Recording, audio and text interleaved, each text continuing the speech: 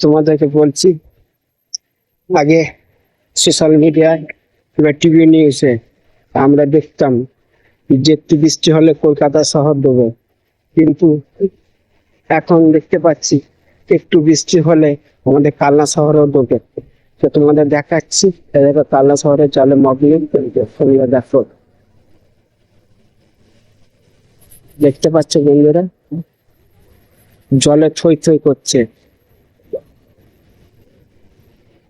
2026 সালে এই প্রথম রাতে জল দেখা গেল কালনা শহরে। এর আগে এরকম জল দেখা যায়নি। 2026 সালে কালনা শহর ডুবে গেল। খুবই দুঃখ ব্যাপার। কেন আমার জীবনে আমি 40-45 বছর বয়সে আমি কোনোদিন দেখিনি কালনা শহর এইভাবে ডুবে। আজ প্রথম দেখলাম। তো দেখলে বন্ধুরা যে কিভাবে জলমগ্ন হয়ে রয়েছে, সব দোকান পাট সব বন্ধ হয়ে গেছে। ভিডিওটা ভালো লাগলে লাইক শেয়ার কমেন্ট করে দিন।